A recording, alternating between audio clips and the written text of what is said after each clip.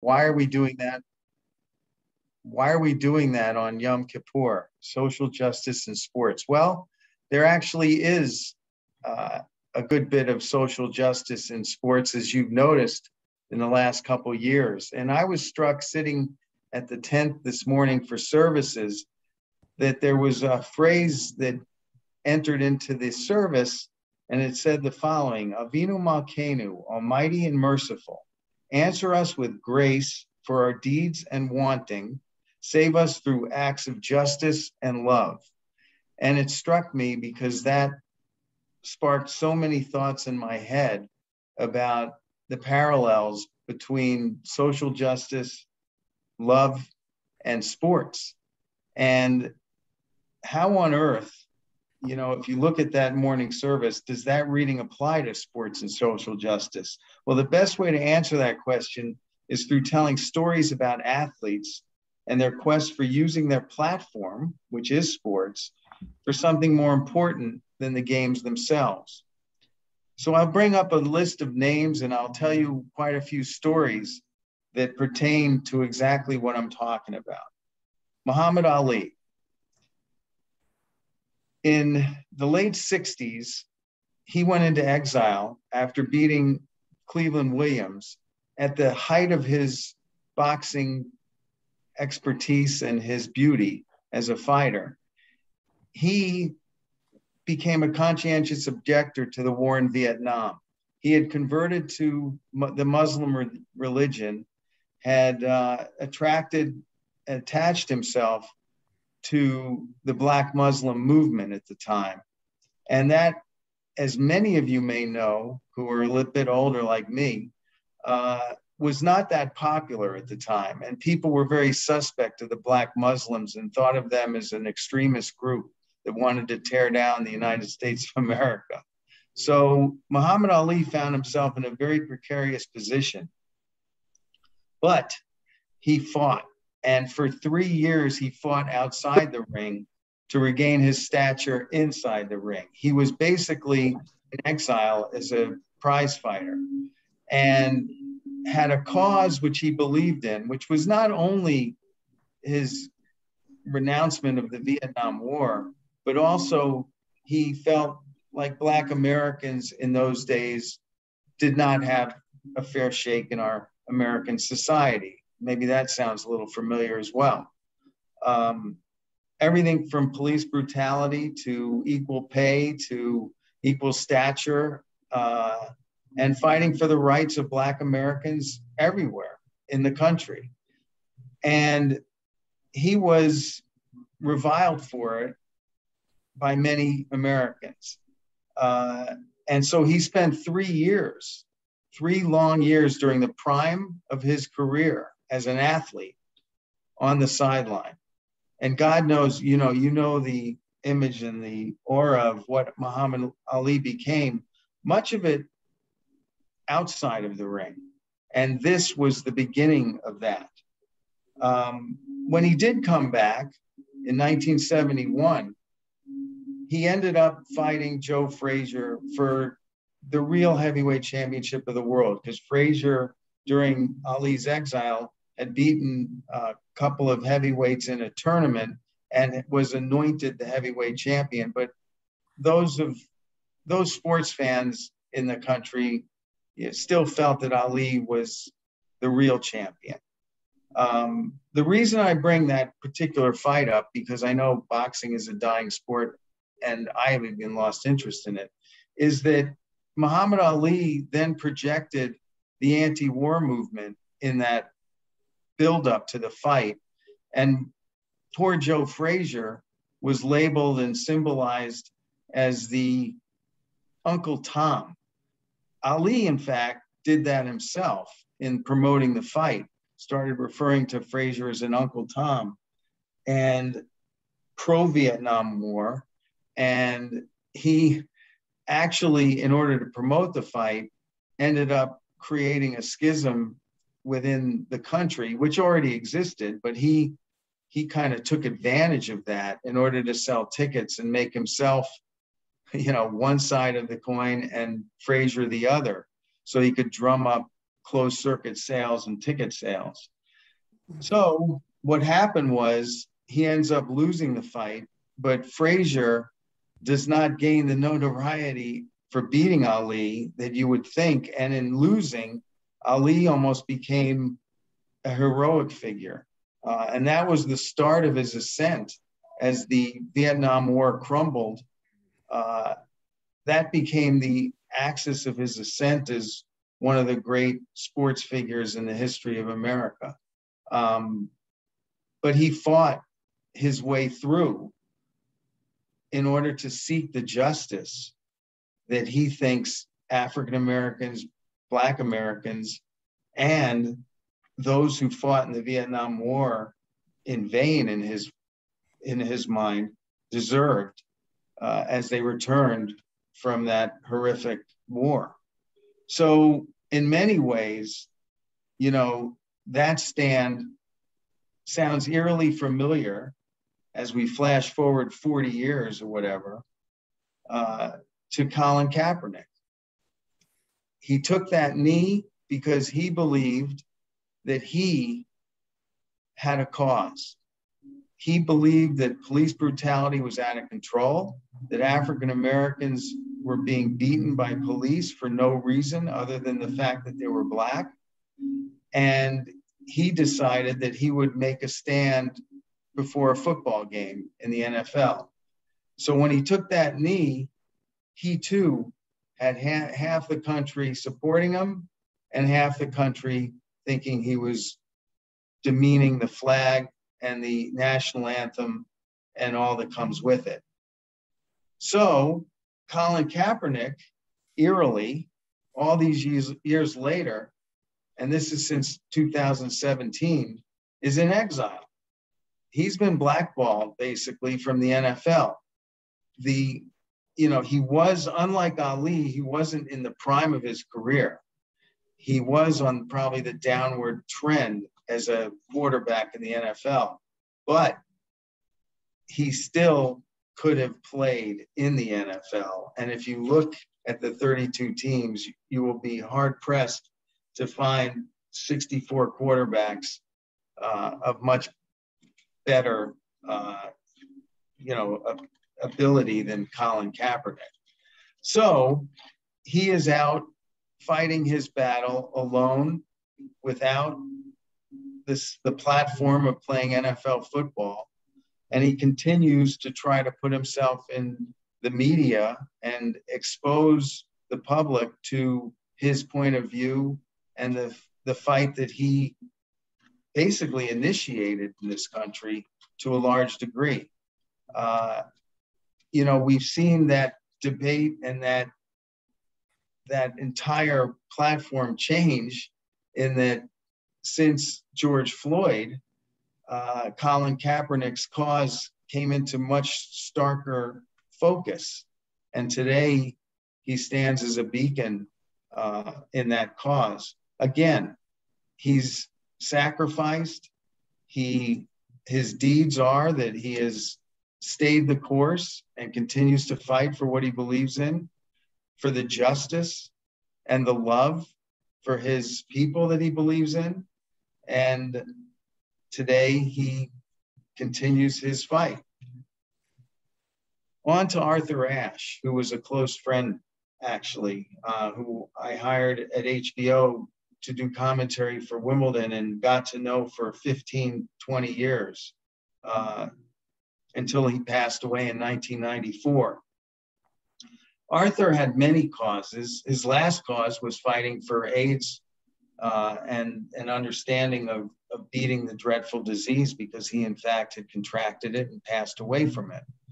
But prior to that, he had one major cause. During apartheid in South Africa, Arthur was very much vehemently opposed to anyone from the United States visiting that country because the apartheid system, in his mind, was anathema to the kinds of values that he had and lived by in the United States.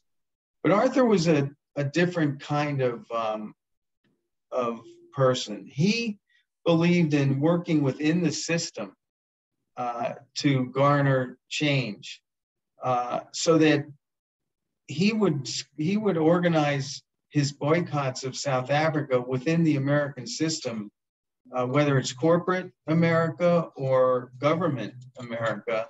He would try to talk to as many influential people that he knew in this country to try and orchestrate a complete boycott of South Africa during the apartheid movement. And he was really successful.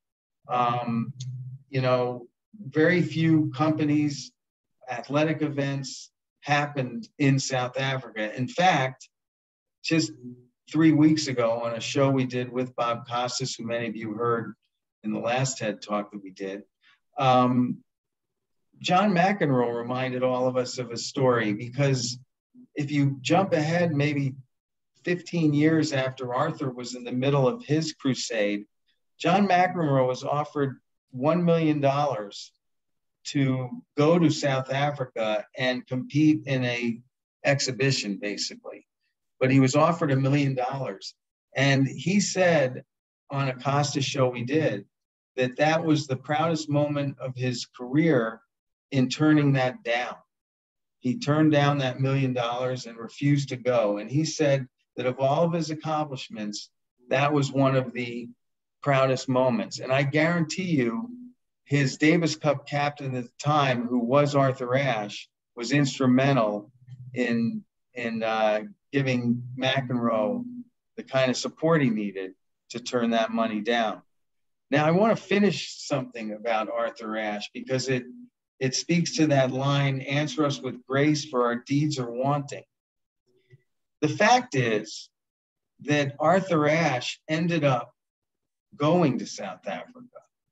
He was given a trip to go to South Africa while Mandela was in jail, and did it for another brilliant reason. And that was to bring awareness to apartheid and to give Black South Africans someone to believe in, someone to look up to, someone to aspire to be, a free Black man. So he hit that soil in South Africa, and he did a series of clinics all around the country, tennis clinics, and spoke to the South African people, Black and white, and even attended, I think, a tennis event, which was going to be segregated, but Arthur said, I will not attend it unless it's completely integrated. And Arthur's trip to South Africa was one of the most significant events, and this is coming from the mouth of Nelson Mandela, in the breakdown and breakup of apartheid in that country. So sometimes deeds can turn justice and love into reality. And in fact, Arthur, as he met Mandela, both in South Africa and then when Mandela came to the United States, he was told by Mandela that very fact. And they became very, very close friends. Indeed, even John McEnroe got to meet Mandela, and Mandela said to McEnroe that, I don't know if he was aware of the $1 million, but when he was in prison on that island, that dreaded island, in prison, he actually listened to the McEnroe-Borg match, and it was one of the highlights of his horrible 37-year stay, and he told McEnroe that, which sent a chill up McEnroe's spine. On to Billie Jean King. She obviously fought for women's equal rights, and she formed a pro tour for women, each woman putting up $1, 9 of them, and they started what was then the Virginia Slims Tour, which was the first women's tour of any kind in any sport. And the objective was to raise not only awareness of women in sports, because Title IX was hitting just at that moment, but also to get women the same kind of pay as men as they competed in tennis. The fact is today, by the way, if you look at all the major championships, they are hell-bent on making the prize money match between men and women. And I also think you'd be hard-pressed to not think of women's tennis as just as powerful as men's tennis in today's world. So her ability to do that began back in the early 70s. Now, I would also like to point out that Billie Jean inspired a host of others, including U.S. women's soccer, to also pursue an equal pay mentality among women's sports. And in fact, when women were fighting for equal pay in soccer, Julie Foudy, actually, who was then in 1996, the U.S. women's team national captain, she actually called Billie Jean King on the phone and said, listen, we're having tremendous trouble getting equal pay for our team as you look at the men, and we're winning World Cups and Olympic gold medals hand over fist every couple of years. And Billie Jean King said to her, well, there's only one thing you can do, and that's boycott. And so leading into the 1996 Atlanta Olympics, the women soccer team boycotted for about 3 months as they negotiated feverishly with U.S. soccer over equal pay and to get the kind of bonus money that the men would get if they won bronze, silver, or gold medals.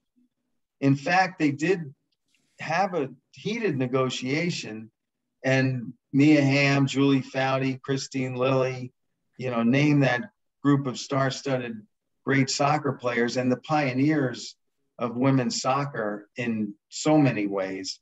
They actually did not only get bonuses for winning medals, but they also got quite a few other bargaining chips tossed on their table to kind of allay their fears and also realize their dreams of women soccer players being treated equally to the men. And in fact, they ended up winning the 1996 gold medal and went on to win the 1999 World Cup, filling stadiums inclusive of 93,000 showing up at Pasadena's Rose Bowl for the final when they beat China, and Brandi Chastain fittingly took off that jersey in front of millions and changed the face of women's soccer forever. Again, just showcasing that what started with Billie Jean's cause now continues. And regretfully, here we are in 2021, and the women's soccer players and even the U.S. women's hockey players are still fighting that battle. There was a release that went out from U.S. Soccer that they were going to create a parity amongst men and women for winning the FIFA World Cup, that FIFA had finally recognized the equal pay. The only problem is the television revenue from FIFA's Men's World Cup is in the $400 million range, and the FIFA's Women's World Cup is in the $60 million range. So they're probably going to try and do some kind of a percentage guarantee going to the American women. And that battle is not over, trust me. And that battle will never be over, as far as I'm concerned, until there's equal pay amongst women in all fields. So that is a reality. And then finally, I just want to touch on one other pioneer who right now, as you probably saw or read, Aly Raisman, amongst Simone Biles, Michaela Maroney, and others, have been battling to get sexual abuse victims the kind of rights that they deserve and the kind of treatment that they deserve in order to protect American society from horrific predators and even single sexual abusers that live in our country today. It is time to stop victim blaming, and it is time to stop sweeping, institutions have to stop sweeping all of these horrific episodes under a rug, causing many others to be violated and abused, as we saw with the Larry Nassar case, while there's some kind of bribery or undercutting of the investigation from, in this case, the FBI and U.S. Gymnastics.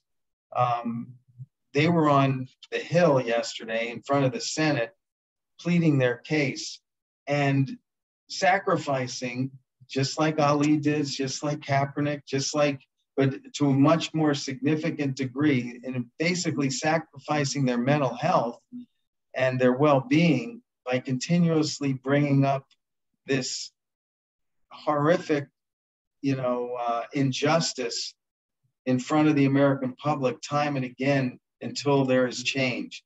And so Ali and her comrades, one of which was Simone Biles, the legendary Simone Biles, sat in front of that Senate committee and went over piece by piece what they had gone through and how they want to see justice done, how they want to see U.S. Gymnastics, Michigan State, and all of those institutions and the FBI, more significantly, face the kind of scrutiny that they deserve in order to make sure that this kind of event never happens again. So the common thread amongst all, words like sacrifice, grace, deeds are wanting, and justice and love. All of those words that we heard today in service, and really the fight for social justice, is something that athletes have a unique platform to fight for. And as you've seen in many ways, sports has been the initiator and the pioneer of fighting for equal rights, for giving people a voice, and making the United States of America, at least, and many parts of the world, if you talk to those around the world that were affected by the U.S. soccer women fighting for their equal pay, you will see that indeed is happening all over the world. It just gives them a sounding board, and sports has been a great initiator of some of the biggest change in society on the globe. So that's my little TED Talk. We have time for some questions until 4:10. Hi, Ross. Yes, Ross, sir. how are you, Ross? John, good to see you. Great talk. I wanted to talk about the fact that all of these individual heroes are heroes because of the lack of heroics of the institutions that they've been fighting. I think of U.S. Gymnastics. I think of FIFA. I think of the NFL. And there are others, Major League Baseball back before they allowed Jackie Robinson to play. Mm-hmm. Mm-hmm. Is there, I'm not suggesting that sports are any worse than any other national institutions, but do you have any insight into why it is that some of these institutions have been so resistant to change? When you talk about sports as being sort of the avatar of progress, you're talking about individual athletes. But I think there's a lack of heroism on the part of owners, wealthy owners. Do you have any insights about that? Yeah, it always takes leadership and of the institution in order to create the change. And what first comes to mind is a commissioner like Adam Silver, who has taken the NBA in exactly the right direction. And every time he lays down any kind of rule or any kind of poignant stance on any subject that relates to the kind of issues that I'm talking about today, he seems to do it and you shake your head in agreement and you see that he's actually fighting for that cause. In some of the institutions, and I'll remain nameless on a couple, you know, you just don't believe in what is being said. You feel it's almost a PR gimmick to try to get people to think that they're indeed, you know, thinking of that kind of new world and fighting for what's right. And so I think it really does come from leadership. And as you said, the owners are leaders in their own communities and in many ways around the country as well. You know, I'm thinking of the Jerry Jones and the Bob Crafts and the host of others. The idea is to not make it political. The idea is to do what's right. You know, it's not about being a Democrat or Republican. It's about doing what's right. It's about going back to the basics of the Constitution and doing what's right. So I think, you know, institutions will come under massive scrutiny like they are in gymnastics today. And I think there's a relentless grit to the U.S. women's soccer team in fighting for their cause. And they won't give up. And so these institutions are going to have to change their tune. And they can't continue. You know, the reality is it's no different. There's no difference between the clergy or any institution that sweeps horrific events like what happened to those gymnasts under the rug in order to protect the institution. That has to change. Same thing with colleges. All of that has to change. It's not about, you know, it's not about just blaming those who were victimized or listening to outspoken athletes. It's about institutions changing their tune. Thank you.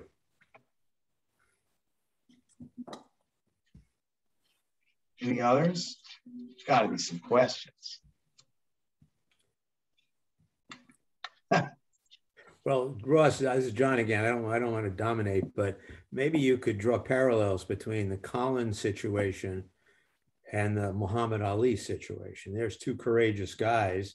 Muhammad Ali went on to become an icon. Colin is not an icon. And maybe, I mean, you've probably thought about, those are two of the examples you gave. Why is one person become an icon and a hero? The other person does not have that same stature. Yeah, Colin does not have the charismatic voice that Ali had. He certainly doesn't have the stature in his individual sport. If he was Tom Brady or LeBron James in his sport, the way Ali was Ali in his sport, he would certainly have a much larger platform. But now he has trouble even breaking through in media in order to get the platform. And that doesn't have to do with his pro football ability as much as it does the fact that he's in exile. You know, it was hard for Ali to get attention for the 3 years when he wasn't fighting. So I think Colin has plenty to say, but he really doesn't have the platform to say it. And so he will have a certain status always for being the first to take that knee and to kind of look at police brutality in a different way and alert the American public to it. But yeah, he won't have that kind of staying power as an icon if he never gets back on the field. If he would go out and win a couple of Super Bowls, you know, that could change as well. But I don't know if he has the charismatic personality of Ali either. Mm-hmm. You know, he's a lot more soft-spoken. I've spent time with him. He just, you know, he knows what he believes in, but he doesn't necessarily have the communication skills to project that to the American public. Mm-hmm.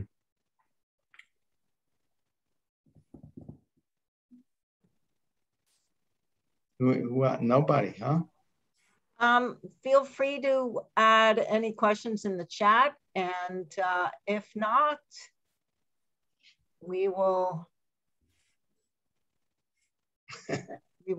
wrap this up. Yeah, everyone's got to go to service. Well, I appreciate everyone's time.